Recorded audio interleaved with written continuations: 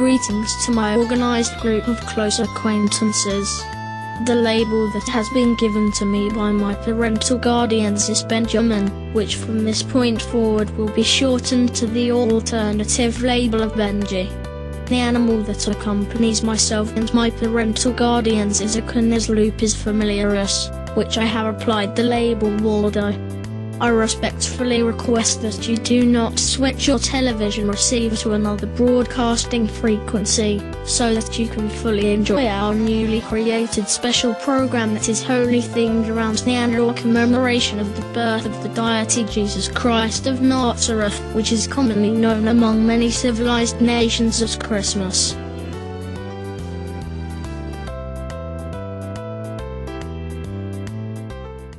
Father, I would like you to place one of the digits of your hands on this cardboard box that I am presently holding, and I would request that it be performed in approximately 60 seconds.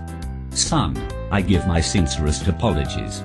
I am currently occupied by other forms of hard labor, and thus, I cannot place any of my digits on the cardboard box you are presently holding in your upper appendages. I will also inquire, dearest son, the whereabouts of one of the long thin pieces of electrical wire that was used to extend the reach of a 120-volt electric current from the receptacles that have been installed inside the walls of our humble wood-frame dwelling. I am presently unable to locate one of these long electrical wires within the vicinity of the immediate area of which I am presently performing my tasks. Father, I presently do not have any knowledge of the whereabouts of the long electrical wire for which you seek. When I last needed the long electrical wire for my own needs and purposes, I am certain that I placed it back into its proper storage area of our wood dwelling. However, please note that my memories of the day I used the aforementioned object are not absolute, and therefore, may be completely false and incorrect. I now inquire why our material possessions, regardless of the materials they are manufactured from or what specific purposes said possessions are meant to be used for, cannot be brought back to their proper locations after they have been used for any length of time.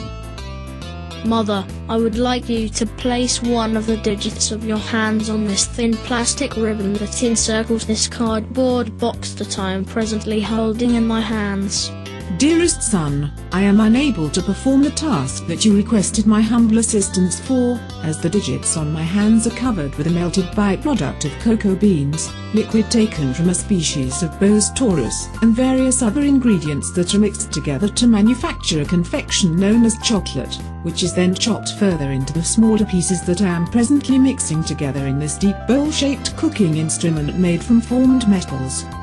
Benjamin, I now inquire about the hard nuts harvested from trees of the genus Juglans, and the possibility that you may have ingested these hard nuts to satiate your hunger. The reason for my inquiry is that these specific hard nuts, commonly called walnuts, are a required ingredient for the baked disc-shaped confections that I am currently in the process of producing for consumption at a later time. I wholeheartedly give my apologies to you, the parental figure who birthed me into this world approximately 2,920 days ago. I will now venture out of our wooden dwelling and into the streets of the municipality of which we reside in, for I will exchange my monetary items for a new set of walnuts for which you seek. Dearest son, the short window for which you can acquire a new set of walnuts has now passed.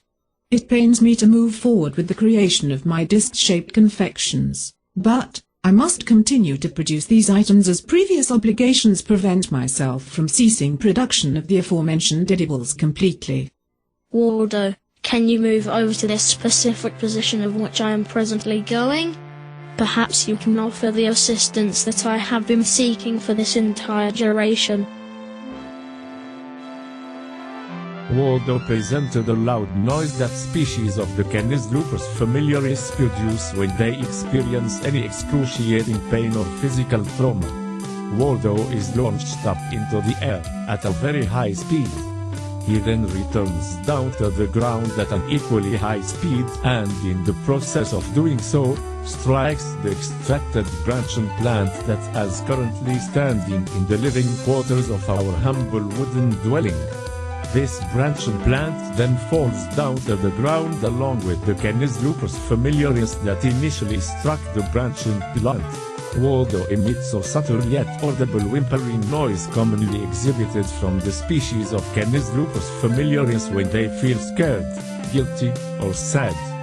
The branching plant now rests on the top of his physical body, and is surrounded by shards of broken blown glass and other decorative features that used to hang from the branches of the aforementioned plant.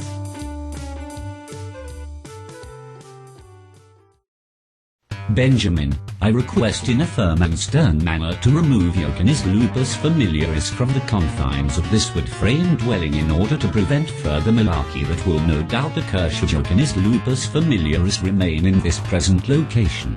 Father, my Canis lupus familiaris, Waldo, was only attempting to provide assistance to the task that I was trying to perform without any input from you or my dear mother.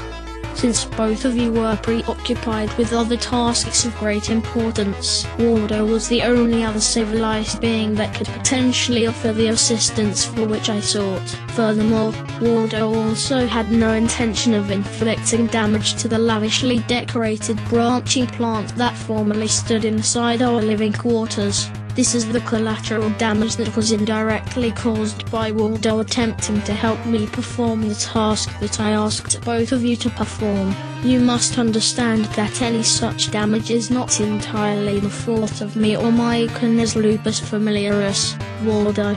I reaffirm my request to remove your Canis lupus familiaris from our wood-frame dwelling, and I expect that you perform this task in quick haste.